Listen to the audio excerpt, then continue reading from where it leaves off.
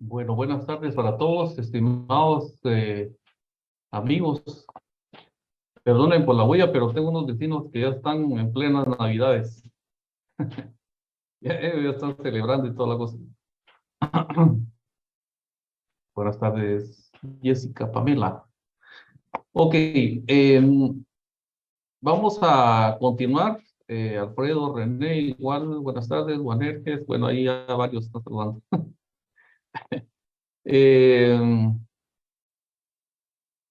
Información importante. Primer corto que se viene. Decreto número 13-2022 del Congreso de la República de Guatemala. El corto va a ser sobre los primeros 24 artículos. Por lo menos les voy a dejar un par de días para que ustedes puedan leer esos 24 artículos de esa ley. Una ley muy importante. Una ley que, no obstante ya haber sido publicada en el Diario Oficial, necesita todavía la implementación o el paso administrativo de que se cree para el mismo la respectiva, el respectivo reglamento para que tenga plena aplicabilidad, ¿sí? Aplicabilidad, porque ustedes saben, en tanto una ley es creada, pero no se le crea el respectivo reglamento, pues no está al 100% como para ser implementada. Entonces, digamos que ese es el paso administrativo que está pendiente para la implementación ya al 100% de este decreto, que es bastante interesante porque hace viable la comunicación que puedan tener los usuarios del organismo judicial y representa el, digamos, la transferencia de información, no solo del OJ para los usuarios, sino de los usuarios para el OJ, digamos, desde el punto de vista utilizando los mecanismos electrónicos. ¿Ok? Entonces, importante información y para los que se están conectando a la hora que es, pues, información de primicia. Primer corto, decreto número 13-2022 del Congreso de la República será sobre los 24 artículos, sobre los primeros 24 artículos. Importante, hay que leer eso, no solamente para su conocimiento, su acervo cultural, también su conocimiento legal, etcétera. Es muy necesario que lo lean. Y sobre eso, entonces vamos a elaborar el primer corto, ¿ok? Perfecto. Entonces, ahí me están diciendo para cuándo. Bueno, mi estimado Hugo, desde el primer día yo dije, voy a dar el material para que se estudien para los cortos, pero el día del corto no se los voy a dar. El día del corto puede ser cualquier día. Les estoy diciendo que por lo menos voy a dejarles un par de días para que ustedes puedan empaparse y leer acerca del contenido de este decreto. ¿Okay? Entonces, ya teniendo pleno conocimiento del contenido del decreto, pues se les va a hacer bastante fácil. Son 2, 3, 4, 5 preguntas. ¿Okay? No, nada al otro mundo. Voy a abrir micrófono si alguien tiene alguna duda, alguna consulta con relación al tema, pues la puede plantear, vamos a ver, o alguna otra duda que tengan, y entonces ya iniciamos plenamente con la clase. ¿Dudas o preguntas? Licenciado, disculpe. ¿Sí? En este decreto, ¿cuántos, todos los artículos, o dijo algunos, no logré escuchar? En pantalla tiene la cantidad de artículos que vienen. Gracias, licenciado, muy bien. Con todo gusto, con todo gusto. ¿Alguien más? En el chat están preguntando si va a examinar por Google Forms. Disculpe, buenas noches.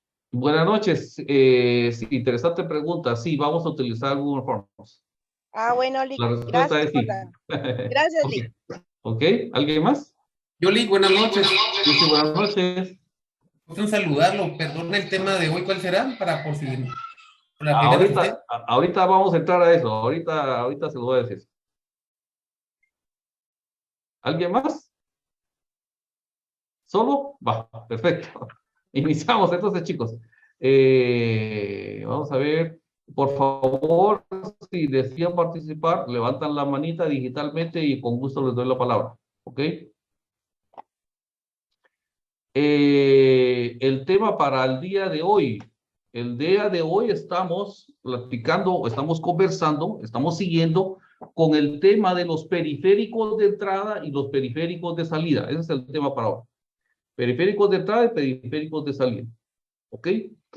Y estamos viendo entonces cómo esos son componentes, esos son partes de la computadora y cada uno tiene una función específica. Les hablaba acerca de, yo creo que esta flyer ya la vimos el día de hoy. Pero una computadora, digamos, trae lo elemental y viene adherido, viene pegado a la motherboard. Ahí vienen los componentes que él necesita para trabajar. Digamos que usted compra una computadora y usted pues se conforma, digamos, con los componentes básicos que trae la motherboard, porque la motherboard pues le puede proporcionar video, le puede proporcionar el sonido, le puede proporcionar lo básico. Y usted dice, bueno, con eso puedo trabajar perfectamente, no necesito exigirle a la máquina, no voy a jugar con la computadora, no voy a procesar video, no voy a procesar audio, no voy a hacer nada de esas cosas. Ok, entonces tiene una máquina que es que tiene lo básico. Ahora bien, yo les animo, si tienen la posibilidad, porque esto es más de posibilidad que de cualquier otra cosa, de poder adquirir una máquina que pueda en algún momento dado trabajar cuestiones que van más allá de lo cotidiano, más allá de lo estándar. ¿Por qué? Y les planteo yo un caso en particular. Resulta de que yo estoy actualmente llevando un caso en el cual nosotros estamos procesando video. Nosotros fuimos a, digamos, a solicitar que se descargara un video que está, digamos, en un formato distinto al que habitualmente las computadoras manejan. Aquí hay unos aparatitos que manejan o centralizan la información con relación al video que va recopilando de las diferentes cámaras. Ese aparatito tiene un nombre. Si alguien lo tiene por ahí, sería excelente. Eso es de conocimiento, digamos, general. Ese aparatito maneja un formato de video, ¿ya? Ese formato de video no es compatible con el reproductor de Windows, por ejemplo. Bueno, entonces, ¿y ahora qué hacemos? Usted tiene dos alternativas, o pagarle a alguien que haga eso o hacerlo usted mismo. La idea es que uno mismo lo haga. ¿Por qué? Cuando usted está trabajando cuestiones legales, si usted, por ejemplo, quiere prepararse para un debate, usted necesita hacer, por ejemplo, una compilación, un resumen de los videos y de los momentos más importantes. En realidad estoy viendo dos o tres casos que involucran el manejo de videos. En uno se observa cómo una persona en total estado de ebriedad choca, digamos, con la parte de enfrente de un local comercial que es de mis clientes y nosotros ahorita tenemos abierto en contra de esta persona una persecución penal por el delito de responsabilidad de conductores. Pero resulta que este delito contempla, bueno, todos los delitos, ya, pero este particularmente, todos los delitos, una cuestión es la responsabilidad penal que puede tener una persona, que eso es personalísimo, eso es intransferible. La persona que cometió el delito es la que va a purgar una pena, la que va a pagar una multa, dependiendo de cuál sea la gravedad, digamos, de esa acción ilícita. Y otra, el resarcimiento que va a hacer dentro del proceso penal por los daños causados. En este caso, por la responsabilidad de conductores. Pero hay una cosa bastante interesante. Hay una cosa bastante interesante en este delito, que establece el artículo en cuestión que la responsabilidad civil se extiende, eso es bastante interesante, ustedes, se extiende a la persona que resulta propietario de ese vehículo. En este caso, es la señora madre del joven que fue a empotrar el vehículo ahí al local de mis clientes. Ok, entonces, ¿qué hice yo? Entonces la atraje a ella al proceso como tal, como tercera civilmente demandada.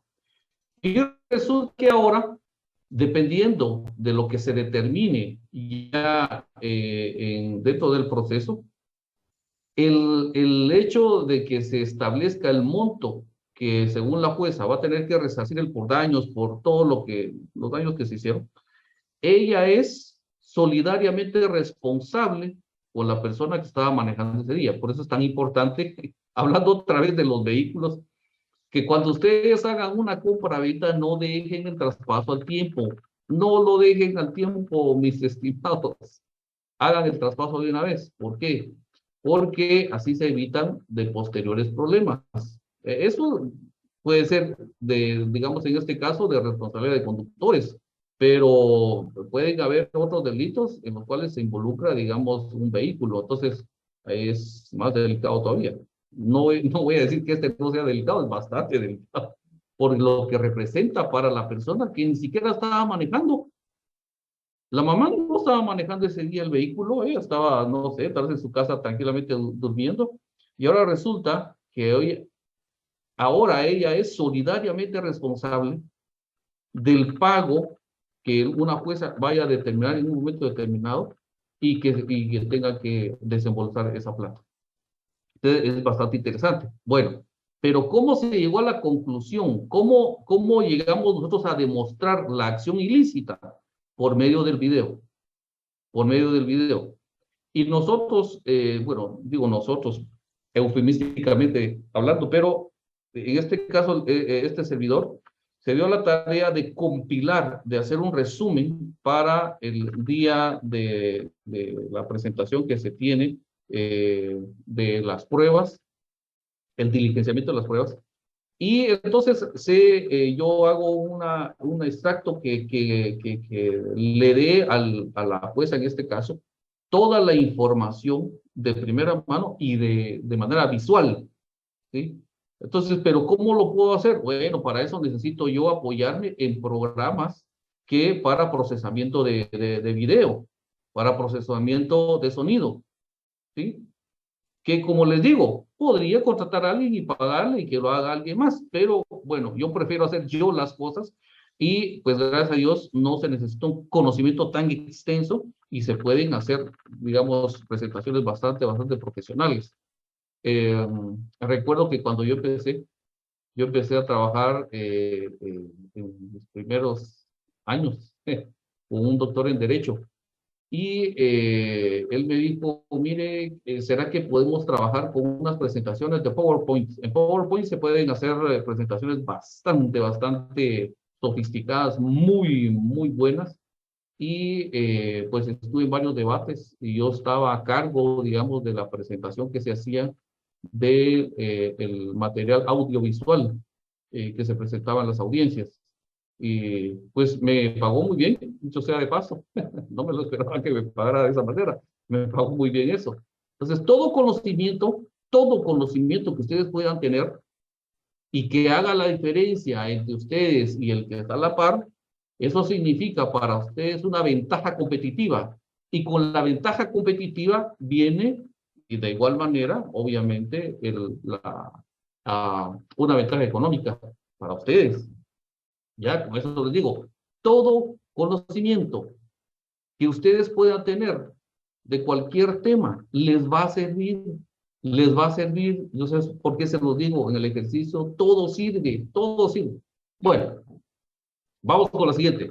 Tarjetas varias, estamos en las tarjetas varias, las que se pueden adherir a la computadora, las que se meten en los slots que estábamos hablando el día de ayer, que tiene la tarjeta madre o la motherboard. En esa también va una tarjeta que es un adaptador LAN o la interfaz de red que permite a la computadora interactuar con otras computadoras de manera alámbrica, ¿sí? Entonces ahí usted tiene el cable, los conectores RJ45 y digamos todo lo que se necesita para poder compartir información con otras computadoras, ¿verdad? Entonces, sirve para conectarse a Internet, dice aquí. Sirve para conectarse a Internet o para poner en comunicación dos computadoras para compartir datos entre ellas, por medio de una red. Probablemente la identifiques porque tiene un conector Ethernet. Ethernet. El Ethernet tiene la particularidad de que es una red de computadoras, pero local, ¿sí? El Ethernet es local. El Internet es internacional, digámoslo así. Ya es una interacción con computadoras en cualquier parte del mundo y se vale del cableado que hay de fibra óptica, etcétera, que está disperso en todo el mundo. Ahora, el Ethernet no. El Ethernet es una red local donde se comparte información de manera local. ¿Ok? Sirve para conectarse a Internet o para poner en comunicación. Bueno, esto ya lo habíamos leído. Dos veces está.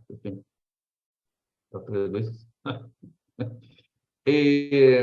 Siguiendo con las tarjetas. Están las tarjetas Bluetooth.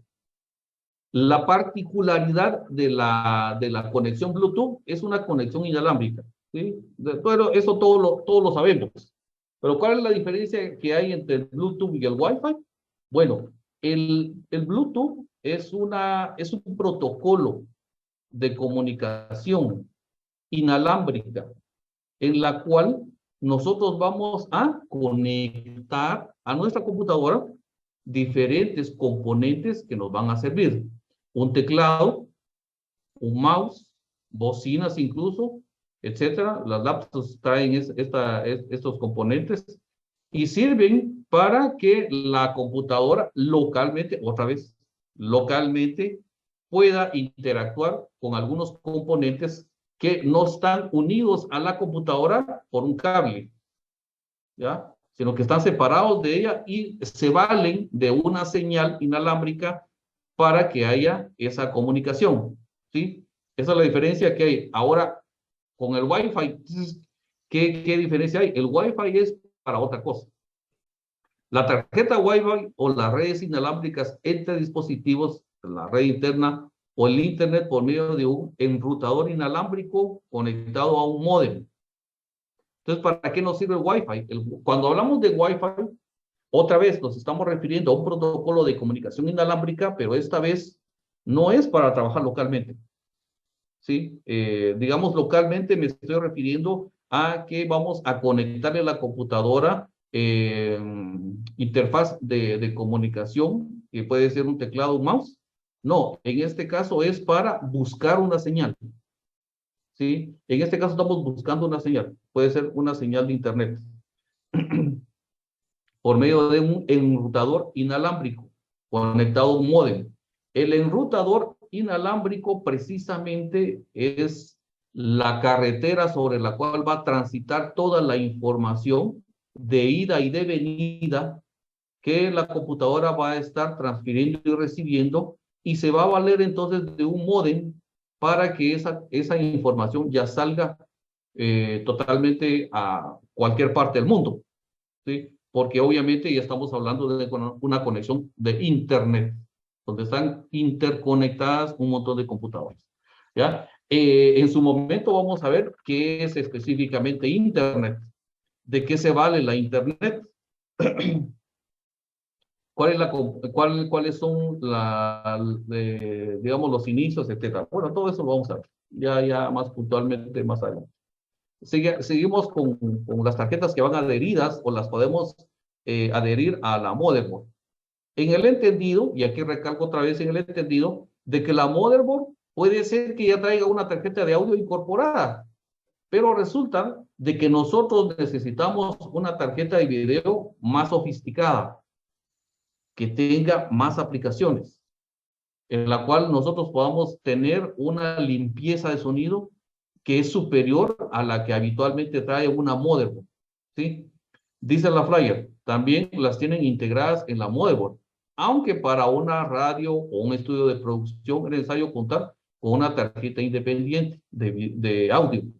Las integradas suelen recoger el sonido eléctrico de la placa y el resto de componentes, como los ventiladores, parte del hardware. Esto añade un leve zumbido a las grabaciones que, aunque muy pequeño, muy minúsculo, casi imperceptible, está presente dentro de las grabaciones que vamos a hacer de audio. Este componente lo que hace es depurar dejar totalmente limpio y que no se escuche esa interferencia o digamos, ese sonido de fondo. Es mucho más limpio el audio, ¿ok? Bueno, hasta ahí las tarjetas que se pueden adherir a la modem, ¿ok? Ahora vamos a hablar de otro componente que es tener una función totalmente distinta, que es la fuente de alimentación. Y aquí viene algo muy importante, porque dice aquí, las computadoras necesitan corriente eléctrica para funcionar dependiendo del país, de 110 o de 220 voltios. Esa corriente alterna, o la AC, necesita convertirse en niveles más bajos de energía eléctrica continua, que es la DC, o la corriente continua, ya que todos los componentes de la computadora funcionan con continua. Para transformar la energía alterna en continua, usamos la fuente de alimentación, desde donde salen los cables necesarios para alimentar de tensión eléctrica a todos los componentes. Este tema de verdad es bastante extenso dentro del dibujito que nosotros tenemos aquí. Esta es la fuente de poder. La fuente de poder entonces actúa transformando lo que habitualmente todos manejamos en todas las casas, que es la corriente alterna. No sé si ustedes saben la historia de la corriente alterna y la corriente directa, es bastante interesante. Aquí sobresalen dos nombres, Nikola Tesla y Thomas Alva Edison. Incluso hay un documental que se llama La Guerra de las Corrientes, donde prevaleció la corriente alterna. La corriente alterna es bastante segura. La corriente alterna, lo que puede hacer la corriente alterna, que no puede hacer la corriente directa, es trasladarse en lugares bastante distantes. La corriente directa o la corriente continua no lo puede hacer. Necesita de transformadores a cada 50 metros, me parece que es, pero es bastante inútil, digamos, para trasladarse a grandes distancias. Bueno, entonces prevaleció la corriente alterna, que la corriente alterna es una invención del más grande inventor, en mi humilde opinión, que ha habido sobre la faz de la Tierra, que se llama Nikola Tesla, que era un supergenio. Él hizo muchas invenciones que las tenemos el día de hoy. Por ejemplo, el teléfono, como conocíamos, no el celular, sino que el teléfono habitual que teníamos, es una invención también de él, aunque muchos dicen, no, fíjese que no es de él, es de otro señor. Pero resulta que ese otro señor, de apellido Bell, utilizó patentes de este Nikola Tesla. Entonces reivindicaron, dijeron, sí, pues efectivamente, originalmente es de Nikola Tesla. Entonces, por eso digo, esa es la más sonada, digamos. Tiene varios inventos. Pero ahí, entonces, ¿qué es lo que está haciendo esa cajita de la fuente de poder? Está transformando la energía que viene habitualmente de todo el cableado que todos utilizamos a la corriente directa dentro de la computadora, y así alimenta los componentes que están dentro de la computadora. Bastante interesante. Bueno, no puedo andar tanto en ese tema porque obviamente no estamos platicando de eso. Estamos platicando de los elementos y de las funciones básicas que tienen esos componentes dentro de la computadora.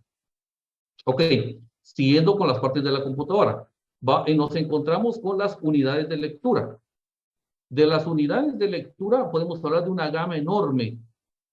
Son equipos que leen la información guardada en un CD, en un DVD, en un zip o en los antiguos floppies, discos de 3.1 de pulgada.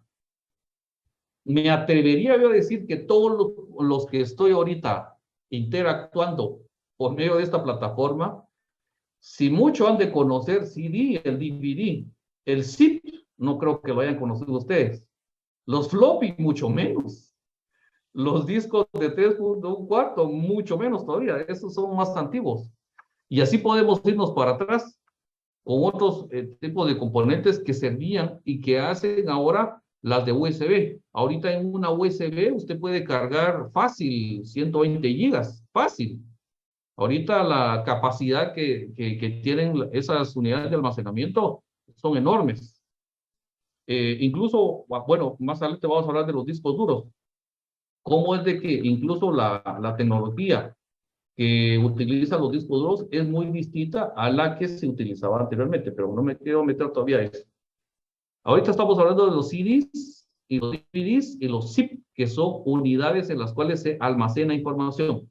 Imagínese usted, solo para que usted haga una comparación, un zip podía albergar, si mucho, unos 100 megas de información. Unos 100 megas de información. Eso era lo más que podía guardar un zip. En un CD estamos hablando como de 700 megas, me parece, algo así. Ahí ya avanzamos con relación a la cantidad de información que puede tener un dispositivo, o no un dispositivo, sino que una unidad de lectura. Entonces, así vamos aumentando. Ahorita ya hablamos de gigas, de teras, y digamos la medición se hace mucho más alta. También encontramos los lectores de USB o los Universal Serial Bus, algo así, escucho yo que dicen los gringos, que nos permiten leer las memorias flash llamadas por extensión USB, pincho o llave. Aquí les decimos USB. Existen distintas generaciones de USB con distinta forma y velocidad y transferencia. Efectivamente, usted ya puede ver en sus conectores de las computadoras que ahora ya traen una franjita como azul. Bueno, eso significa que ya, digamos, la tecnología va aumentando. Ahorita ya hay otro color y eso va diciéndole a usted que la velocidad de transferencia de información es más alta. O sea que aparte es la capacidad de almacenaje que tiene una USB y aparte es la capacidad que tiene la computadora de transferir información a la USB y viceversa. Ahí entonces estamos hablando de una tasa de transferencia. Pero alguien me dirá, pero mire, usted me está hablando de megas y que de gigas, pero ¿eso cuánto es? O sea, ¿eso cómo sé yo cómo se puede medir? ¿Y para qué me puede servir eso? Bueno, le puede servir de muchas maneras. Así como usted sabe de que un metro está compuesto por 100 centímetros, de igual manera, cuando usted conoce las medidas con las cuales se mide, valga la redundancia, la capacidad que pueda tener una USB o cualquier dispositivo, entonces usted ya tiene y sabe cuánta información puede almacenar ahí. Dependiendo del tipo de información que usted va a almacenar, entonces va a decir, bueno, esta USB me alcanza o no, está muy chiquita. Y sin embargo, físicamente son iguales, dos pueden ser, pero la capacidad de almacenaje es muy distinta. Entonces ahí cambia totalmente. Esas son las unidades de lectura.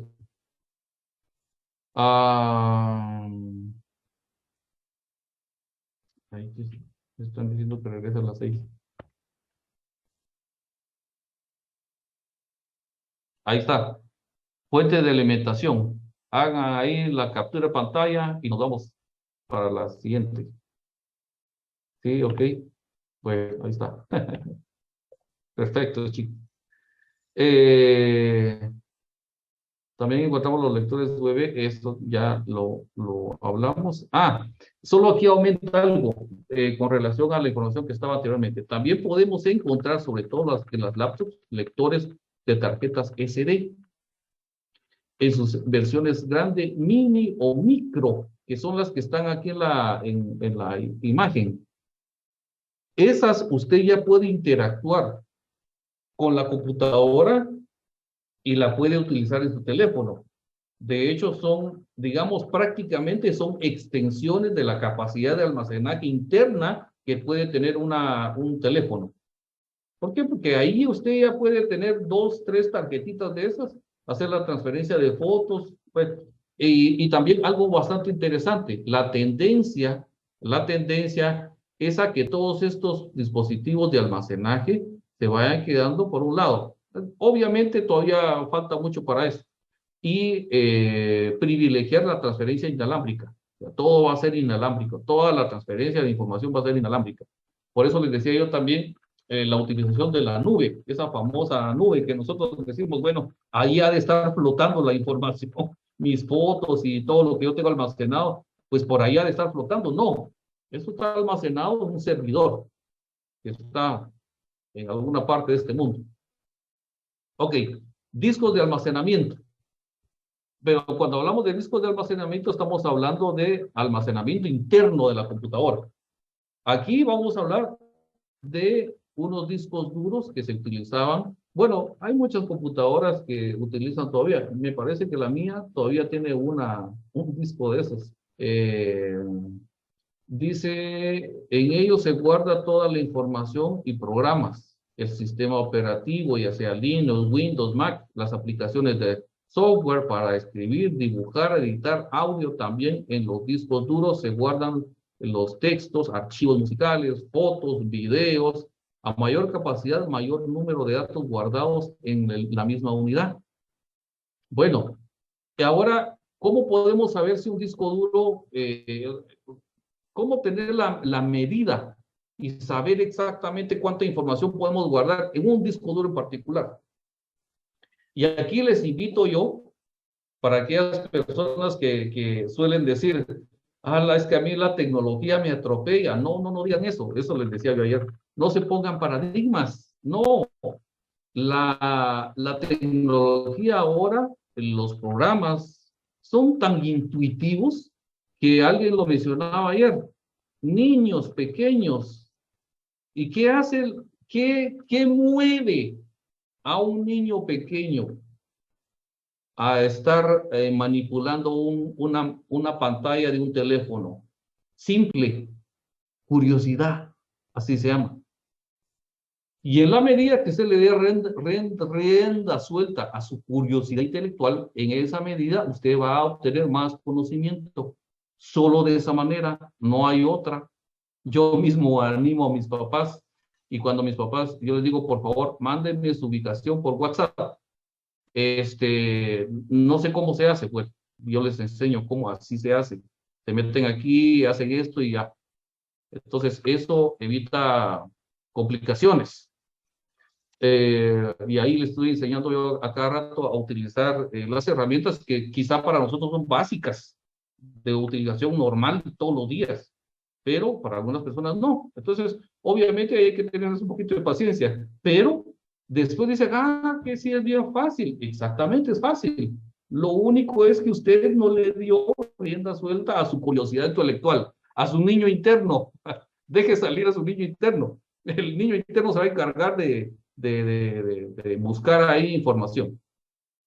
Entonces, ahí, pues obviamente, ya dándole rienda suelta a esa curiosidad intelectual, podemos entonces indagar, buscar, inquirir en cada uno de esos programas qué provecho le podemos sacar, porque todos los programas están diseñados para hacer algo.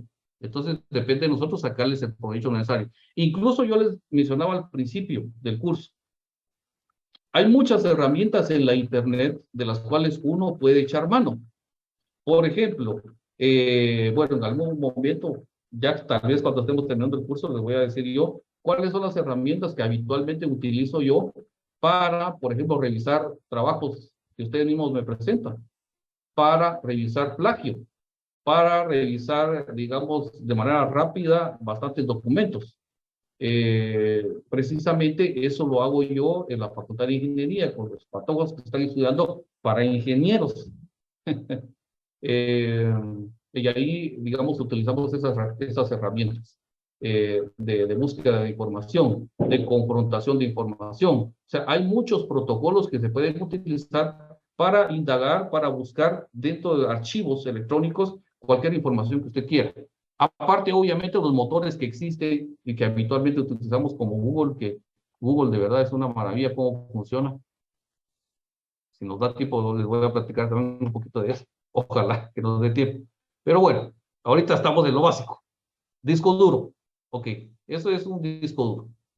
Los discos duros son dispositivos magnéticos y le decimos discos duros porque efectivamente es un disco. Es un disco. Antes habían discos de vinil que eran enormes y que daban vueltas en un tocadiscos y había una aguja que leía la información que estaba contenida en ese disco. De igual manera, ese principio se utilizó para hacer los discos duros, solo que de una manera mucho más fina, mucho más, digamos, depurada, para hacer mucho más pequeño el dispositivo y que tuviera muchísima más capacidad.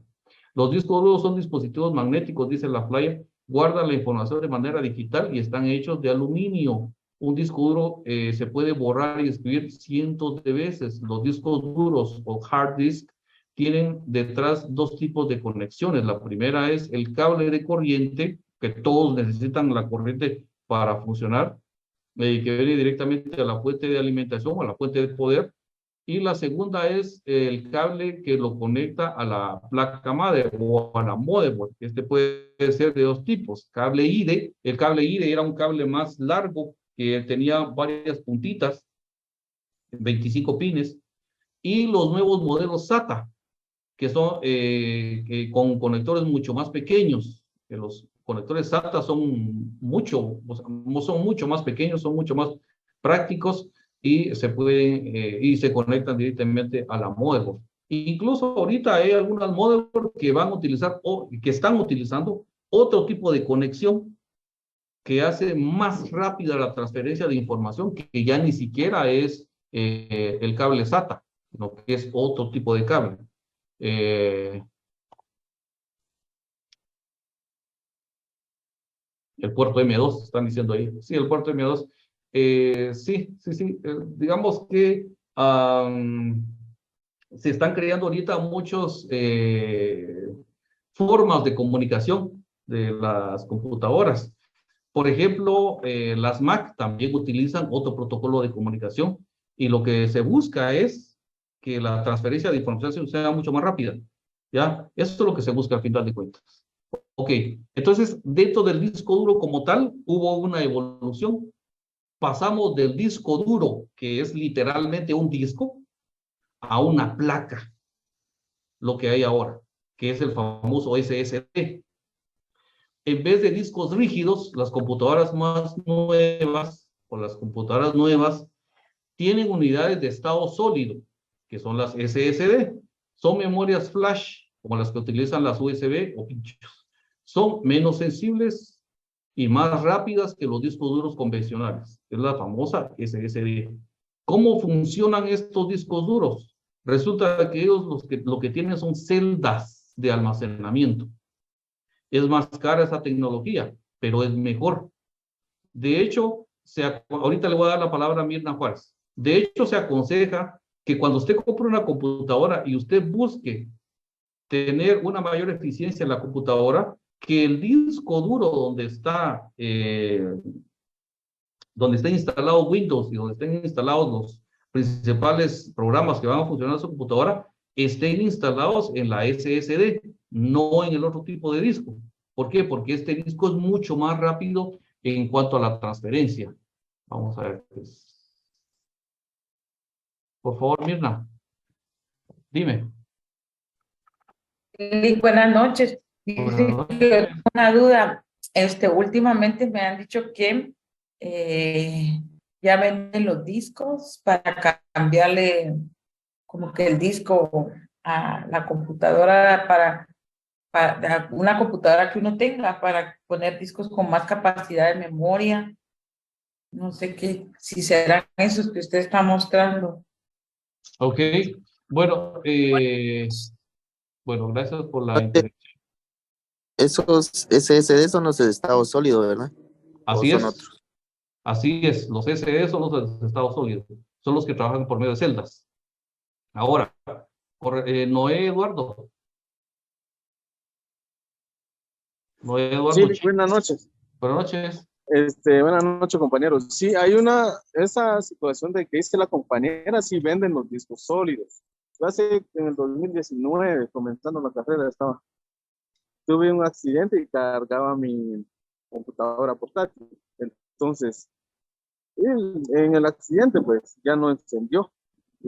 Ahí sí que, como dijo usted hace ratitos, la curiosidad hace que también hagamos algo por suplir ciertas necesidades que nos apremien. Entonces, Sí, yo compré un disco de esos SSD y lo instalé en la computadora y volvió a encender. Lo único que la pantalla ya se quebró, pero lo que hice fue adaptarle, cuando quiero trabajar en esa computadora, con un cable HDMI la conecto a la televisión y ya trabajo sin mayor inconveniente. O sea, se sí, transmite la pantalla a la televisión y lo único, tengo una gran pantallota ahí, pues, pero como ahora la tecnología, el Bluetooth con teclado y mouse inalámbrico, ya me estoy en la cama, pues, acostado, viendo la tele, totalmente.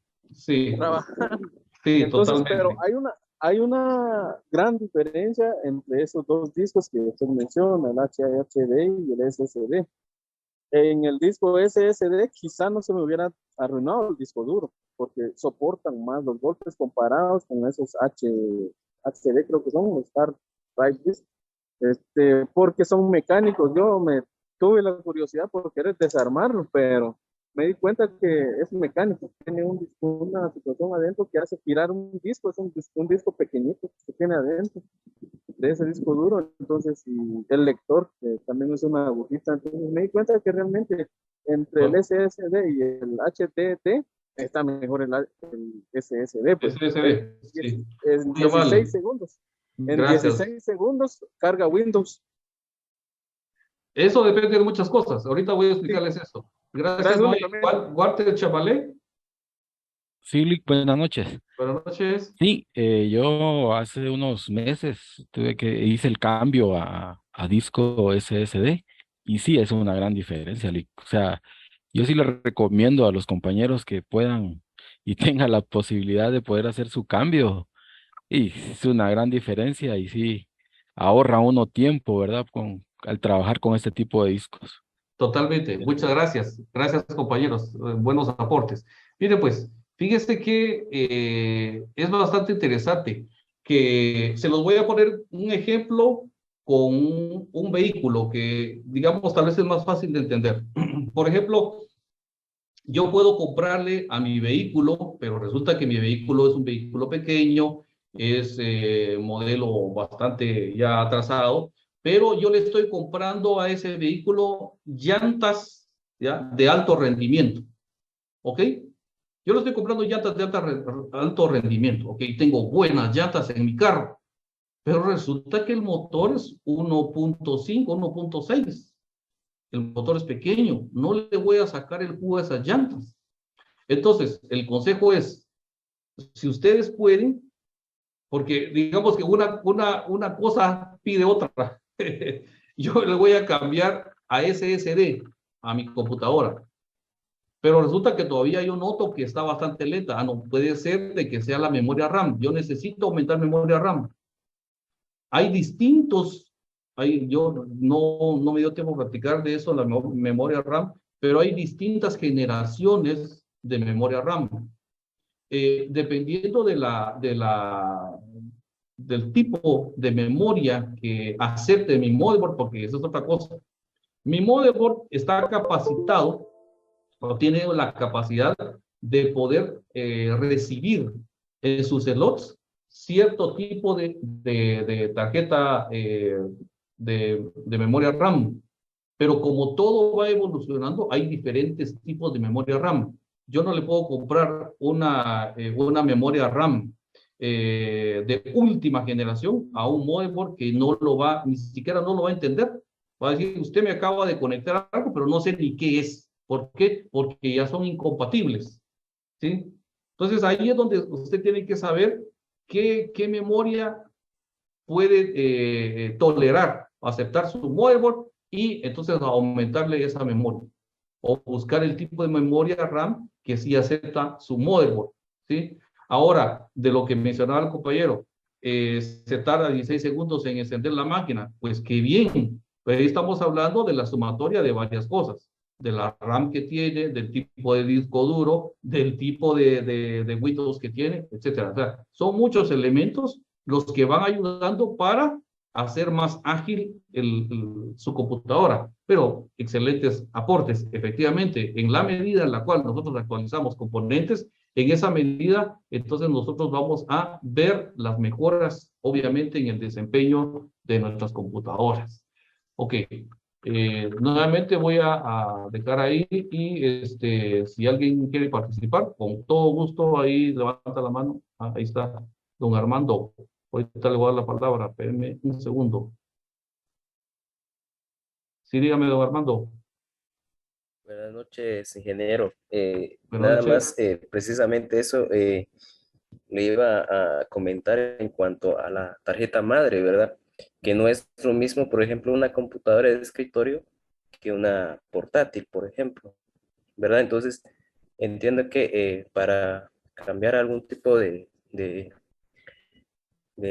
dispositivo, tendría que escanear primero la tarjeta madre, ¿verdad? ¿Qué es lo que puede aceptar o qué se le puede adaptar o no? O si se puede hacer una transición, eh, adaptarle nuevas cosas a una tarjeta madre, por ejemplo, que no tenga la capacidad, por ejemplo. Sí, bueno, lo que hablaba, y les pongo el ejemplo otra vez de un vehículo. Por ejemplo, yo les estaba hablando acerca del que le puse llantas de alto rendimiento, pero no le voy a sacar el jugo porque el motor es muy pequeño. Va, entonces digo yo, bueno, entonces voy a hacer algo. Voy a hacer algo. Yo sé que los BMW utilizan motores 3.0.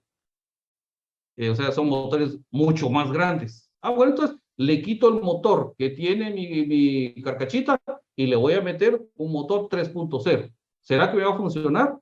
No, no va a funcionar. ¿Por qué? Porque ese motor necesita otro tipo de enfriamiento, otro tipo de entrada de aire, otro tipo de, etcétera. Son muchas cosas. Entonces, de igual manera, en una computadora, y nosotros vamos a ver y vamos a partir de establecer la capacidad que tiene nuestra motherboard. Por eso es tan importante saber a dónde irnos a buscar dentro de los componentes de la computadora, hasta dónde podemos topar la capacidad de esa máquina en particular. La motherboard tiene cierta capacidad, como lo hablábamos, para recibir, por ejemplo, en sus slots, la memoria RAM. Por ejemplo, ahorita la última memoria RAM que está, me parece, no sé, está la DDR4, bueno, DDR5, hay diferentes series y las DDR4, por ejemplo, estamos hablando de, se refiere a la capacidad que tiene de comunicación. Se recuerdan que habíamos hablado de que la RAM se encarga algo así como que hiciera una cadenita, recibe y da, y de regreso, y recibe de aquí y da de regreso, y recibe, él está como que fuera en los bracitos de la computadora con relación a los datos, él recibe y da datos, recibe y da datos, mientras que el procesador allá, él está procesando la información, él está diciendo, él está resolviendo lo que el usuario quiere que se haga. Yo le estoy exigiendo a la computadora, por ejemplo, que se desempeñe en un juego. Y yo estoy jugando. Ah, bueno, la RAM está transfiriendo toda esa información del juego. El procesador está dándole vida al juego para que funcione, ¿sí? Entonces, cada componente tiene una función, un trabajo en específico para que al final nosotros en el monitor podamos visualizar entonces el resultado y vamos a interactuar con la computadora jugando. Le ponemos nosotros en el teclado, el joystick o lo que sea, y ahí estamos interactuando con la computadora. Ok, pero ahí, excelentes. Bueno, vamos a, en este caso, hablar de otros dispositivos. Por ejemplo, aquí podemos hablar de cámaras. Yo ahorita me estoy valiendo de una cámara que mi computadora no traía. Yo se la compré y se la instalé. Es un dispositivo que obviamente sirve para, él está captando información y la está transfiriendo a la memoria RAM, que a su vez la transfiere al procesador para que lo pueda utilizar donde yo le digo a la computadora que lo utilice. Esa es la cámara. Puede ser un escáner, puede ser un lector de huella. O sea, hay muchos dispositivos extras que se pueden estar utilizando para que nosotros vayamos transfiriendo esa información a la computadora como tal. Ok, algo muy importante, chicos. Ahorita vamos a hablar de, cuando yo les he hablado muchas veces de tasa de transferencia de información. Les he hablado de medidas, les he hablado de gigas, les he hablado de megas, de bits, etcétera. Pero, ¿qué es eso? ¿Cómo puedo yo saber y para qué me va a servir eso? Bueno, le va a servir de mucho. Por ejemplo, usted abre su computadora y pues abre una ventana y ahí hay varios archivos. La computadora le da a usted la información del nombre del archivo, de la fecha de creación, dependiendo de lo que nosotros querramos ver, y eso se lo pedimos nosotros a la máquina. Yo necesito, por favor, que usted me dé el nombre del archivo, la fecha de creación, el tamaño del archivo y cada uno de los requerimientos que nosotros queremos. Eso nosotros lo determinamos. Ok. Dentro de una de las especificaciones que da con relación a cada uno de los archivos que estamos viendo, nos da el tamaño. Pero ¿para qué nos sirve saber el tamaño? Bueno, para muchas cosas.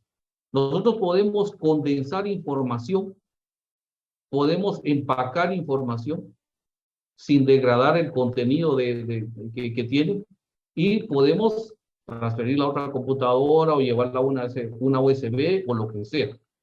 Entonces, o a veces podemos nosotros, híjoles, ¿por qué será que este archivo no pasa? Este otro archivo pasó tan fácil, pero este no pasa. Ah, bueno, pero como nosotros ya sabemos visualizar cuál es el tamaño de ese archivo, entonces ya vamos a saber, bueno, es porque es muy grande. Entonces voy a utilizar otra manera de extraer esta información o lo que sea. Porque a más conocimiento informático, más soluciones podemos tener para una situación en particular. ¿Sí? A más conocimiento informático nosotros podamos manejar, más soluciones podemos nosotros implementar para solucionar ciertas cosas. ¿Ok? 2 personas me están pidiendo la intervención. A ver, por favor, Mirna y después Homer. Disculpe, fíjese que mi computadora no sirve y, bueno, no es que no sirva, me falló el día de hoy y mi hija me prestó la de ella, entonces me costó un poquito de cambiar de usuario.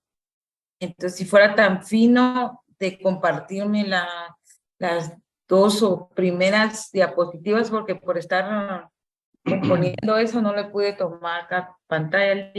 Ok, va, voy a hacer un repaso. Tal vez es final, ¿sí? Está bien, ok. Homer López. Sí, licenciado, buenas noches. Buenas noches. Únicamente para ver si me podría ampliar un poco el tema de la... Yo sé que no lo tocamos en clase, pero estaba leyendo el acuerdo gubernativo, el 13-2022, y habla sobre una firma electrónica. En ese caso, no llego a comprender cómo o qué se entiende por firma electrónica, disculpe. Bueno, mire, pues, dentro del programa, yo en un momento voy a extenderme con relación al tema de la firma electrónica. Voy a tratar de resumírselo para que ustedes logren entender de una mejor manera en la lectura que van a hacer de ese decreto. Mire, pues, la firma electrónica no es más que la implementación digital de lo que en algún momento nosotros estampamos en una hoja de papel. La firma, ahorita voy a hablar de la firma como tal, como la conocemos todos, los garabatos esos que hacemos. Ok, cuando yo estampo mi firma en un documento, eso significa que yo estoy de acuerdo con el contenido de ese documento. ¿Ya? Lo que conocemos como pacta sunt servanda, cuando hacemos nosotros un contrato y está contenido en una escritura pública. Yo estampo mi firma ahí. Cuando yo estampo mi firma ahí, estoy diciendo estoy de acuerdo con esto. Ok, entonces tiene una gran importancia la firma, ¿sí? Tiene una gran importancia. Bueno, ahora que estamos transfiriendo todo a lo electrónico, ¿cómo le hacemos? Porque ¿cómo vamos a emular nosotros ese acto por el cual nosotros estampamos una firma ahora a lo digital? Bueno, entonces, ¿se recuerdan ustedes que los notarios lo que hacían era hacerse acompañar de un par de testigos, ¿sí? Creíbles. Cuando una persona, por ejemplo, no podía firmar, tenía que estampar su huella o solo firmaba con su nombre, etcétera, cualquier cosa. Entonces, ¿qué pasa ahora? En la firma electrónica, una empresa que está certificada, eso quiere decir que tiene amplia credibilidad, responde por la legitimidad de una serie, un código que le asignan a una persona. Y esa empresa está diciendo, no tengan pena, yo respaldo ese código que se está emitiendo, al cual le vamos a denominar firma electrónica. Esa firma electrónica le pertenece a Eric Roquel. Y nosotros con Eric Roquel tenemos un convenio, él nos está pagando para que nosotros certifiquemos su firma. Entonces, en cualquier documento que él firme digitalmente, o sea, para esto ya no va a estar el presente físicamente, sino que se hace todo de manera virtual, nosotros vamos a respaldar ese código que vincula ese compromiso que está contenido en este documento digital con esta persona en particular, con Eric Roquel. Y nosotros nos hacemos responsables. Por eso yo les decía el otro día, nos están haciendo para un lado estas empresas. ¿Por qué? Porque ellas están haciendo lo que nosotros antes hacíamos como notarios, la implementación de la fe pública. Ahora resulta que ya no vamos a implementar la fe pública, sino que es la certificación que esa empresa da. Y cuando hablamos de certificación, estamos hablando del respaldo que tiene esta empresa de que ha sido aceptada aquí en Guatemala como válida para la implementación de un código que nos dan a nosotros y que ese código cambia cada vez que nosotros hacemos la utilización de la firma electrónica, ¿sí? Eso es la firma electrónica a muy grandes rasgos, ¿ok? En la firma electrónica, entonces, parte del compromiso que hay de la persona individual para una empresa en particular, y esa empresa en particular respalda, digamos, la utilización de un código en particular que se estampa en un documento. Eso lo ven ustedes, por ejemplo, en las resoluciones de la CC, ven bastante esto. La firma electrónica ya viene ahí incorporada. Y en muchas de las cuestiones, aquí, los primeros que implementaron en Guatemala la firma electrónica fue la Cámara de Comercio. Porque obviamente ellos como Cámara de Comercio son los más interesados para que se pueda implementar digitalmente todo lo contractual.